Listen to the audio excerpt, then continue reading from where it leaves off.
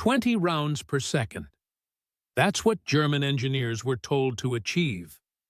Create a machine gun so fast, so terrifying, that enemy soldiers would break before they even saw it. They succeeded beyond anyone's wildest expectations.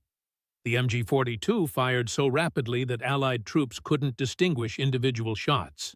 It sounded like ripping fabric, like a buzzsaw tearing through wood. Hitler's buzzsaw, they called it. Some crews went insane after seeing what their weapon did to human beings in mere seconds. This is the story of the deadliest machine gun ever created, a weapon so effective it's still in service today, 80 years later. After World War I, warfare changed completely.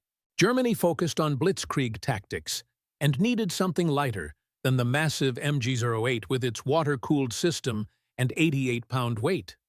German engineers switched to air-cooled designs. In 1930, they created the MG-13, but it had a critical flaw. Its 25-round magazine lasted just 2.5 seconds when fired continuously. 4 years later came the iconic MG-34, the first true general-purpose machine gun. It was belt-fed, featured a quick-change barrel system, and fired 900 rounds per minute. It was reliable and effective, but it was expensive and difficult to produce, requiring 150 man-hours to make a single gun. Engineers faced a brutal challenge. Produce a reliable, powerful machine gun with a terrifying rate of fire between 20 and 25 rounds per second, while being as cheap and easy to manufacture as possible. To everyone's surprise, they succeeded. By using stamped metal parts and reducing production time to just 75 man-hours at lower costs, the MG-42 was born. It was significantly more reliable than the MG-34 with a quick-change barrel system, and it could fire 1,200 rounds per minute. That's more than double the rate of all other Allied machine guns. Its most significant drawback was a tendency for bolt bounce, which sometimes led to catastrophic failures. Despite this, in just 3 years, 423,000 MG-42s were produced, quickly becoming Germany's primary killing tool. Even U.S. soldiers, who gave mocking nicknames to weapons like Screaming Mimis, Potato Mashers, and Bouncing Bettys, gave this weapon a more ominous name: the buzzsaw. Hitler's buzzsaw. Germans initially called it the bone saw, but American soldiers modified the translation slightly. For troops who had never seen combat, propaganda films were shown to downgrade the MG-42 and its characteristics. These films compared it to American weapons and portrayed it as inferior, claiming its bark was worse than its bite. Try selling that to battle-hardened veterans who watched it cut through entire squads in seconds. The MG-42 was the most important component of the German infantry squad during World War II and the main source of firepower. A squad consisted of 10 men, a squad leader, a second-in-command, a 3-man machine gun team including the gunner, assistant gunner, and ammunition carrier, plus 5 riflemen. The entire squad was organized around the MG-42's operation, protection, and effectiveness. The machine gunner, designated Ww2, fired the gun and was responsible for maintenance. He was positioned at the center of the formation and carried the machine gun along with a sidearm and an ammunition drum holding 50 rounds. The assistant gunner, seated to the gunner's left or rear, carried 4 additional ammunition drums of 50 rounds each and 1 ammunition box with 300 rounds. He was armed with a pistol.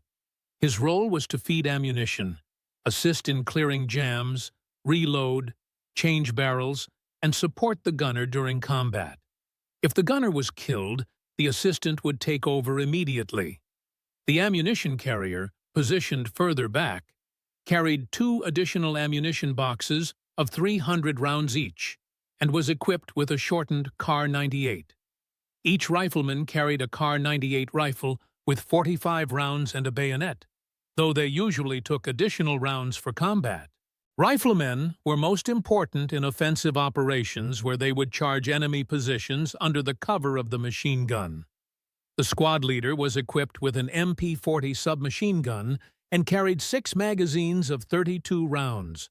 The squad typically carried at least 1,800 rounds of powerful 7.92 by 57 mm ammunition in belts, the same round used by the rifles, along with hand grenades and a tripod that could be carried like a backpack. The squad leader commanded the unit, directing the gunner to targets and coordinating with the riflemen if needed.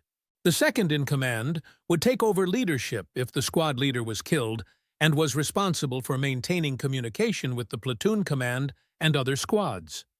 The MG-42 could be used in both light and heavy roles, mounted on a tripod or bipod, or even fired from another soldier's back or shoulder in emergencies. In the light role, it was employed in the standard 10-man configuration. In medium and heavy roles, however, 2 or even 4 squads could be combined, each armed with one MG-42. A horse and wagon were usually used for ammunition transportation. Due to its immense recoil, strong soldiers were required to operate it, and controlling the gun while firing on the move was especially challenging. Crews were trained to use short, controlled bursts of just 5 to 7 rounds for suppressive fire, requiring precise trigger discipline.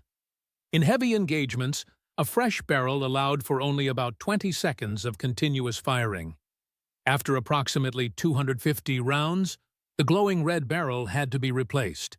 The assistant gunner would release a latch on the gun's side, remove the hot barrel, and insert a new one. A well-trained crew could complete this process in under 10 seconds, rotating barrels to prevent damage to the gun. Allied soldiers were aware of this and trained to use the short window during barrel changes to advance. The bipod made the gun lightweight and easy to deploy in prone positions, making it ideal for offensive maneuvers. The heavier tripod was primarily used for fixed positions and defense, offering stable and accurate fire. It could also be used for indirect fire with precise optics, effectively turning the machine gun into a lightweight artillery piece. The tripod featured a built-in mechanism that automatically moved the gun in a preset sweeping motion, allowing it to cover a wide area accurately. In addition to infantry use, the MG-42 was mounted on vehicles such as half-tracks, tanks, and even motorcycles with sidecars. It was also highly effective as an anti-aircraft weapon against low-flying planes and shot down many paratroopers jumping during daylight. However, serving as part of an MG-42 crew was a double-edged sword. While the machine gun was one of the deadliest weapons on the battlefield, its reputation and effectiveness also made it a prime target. Crews were the first to be targeted by artillery, tanks, and snipers, and it was uncertain what would happen to you if you surrendered after mowing down waves of enemy soldiers. Additionally, due to its distinctive sound when firing, after just a few rounds everyone knew exactly where you were. Because of this, crews changed their positions periodically during battles. However, this wasn't always possible, especially in defensive positions where they had to hold their ground, leading to higher casualty rates among gunners and assistants. One interesting story involves Private First Class Leonard Lonergan. While driving his truck through a recently secured area in Belgium, he spotted something beside the road. Although he wasn't supposed to, he stopped and picked up what turned out to be an abandoned MG-42. Since he didn't know how to handle it, he bribed a German English-speaking prisoner with 2 packs of cigarettes to teach him how to disassemble it. Lonergan then mailed it home in pieces, and the MG-42 stayed in his family until 2016 when his son donated it to a museum. One thing you would never do is charge across open ground directly at an MG-42 nest. In battles like D-Day, it became brutally clear what just a few MG-42s could do. Heinrich Severloh, for example, was a German soldier stationed at Omaha Beach during the invasion. He fired approximately 13,000 rounds from his machine gun, and was responsible for hundreds of Allied deaths. Crews who saw intense fighting were often haunted by the sheer number of lives they took in mere seconds. There were reports of soldiers mentally breaking down after battles, unable to process the carnage their weapon had caused. The Eastern Front is another example where the MG42 was used to devastating effect against the Red Army's human wave attacks. You can imagine the outcome: barrel after barrel glowing red-hot, belt after belt of ammunition feeding through, and bodies piling up in front of German positions. The MG42 also played a dark role in operations beyond the battlefield. In occupied countries, it was used to control large masses and crush resistance. It was frequently deployed in retaliation operations against resistance movements, often targeting the local population. One such instance occurred in Yugoslavia, where approximately 2,500 civilians were ordered to be shot as retaliation for partisans attacking a German patrol. In this case, one German soldier refused a direct order to shoot and was executed by his commander. On the other side, captured MG42s were highly prized by the Allies, especially by partisan groups and resistance fighters. The gun was ideal for guerrilla warfare and hit-and-run tactics.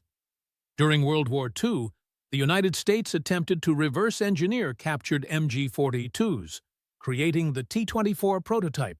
While it resembled the MG42, the U.S. couldn't achieve a firing rate higher than 600 rounds per minute, and the prototype suffered from frequent malfunctions and overheating. The project was eventually scrapped, and the focus shifted back to production of the Browning. The design of the MG42 was so effective that it influenced many modern machine guns. Technically, the gun is still in service today with only minor improvements under the name MG3. It is chambered for the 7.62 by 51 mm NATO round and features an adjustable rate of fire. Beyond that, it inspired some of the most famous machine guns, including the American M60, which is a direct combination of the German MG42 and FG42. The buzzsaw that terrified a generation of soldiers continues to echo in modern warfare, a testament to German engineering and a reminder of the devastating efficiency of World War II's deadliest machine gun.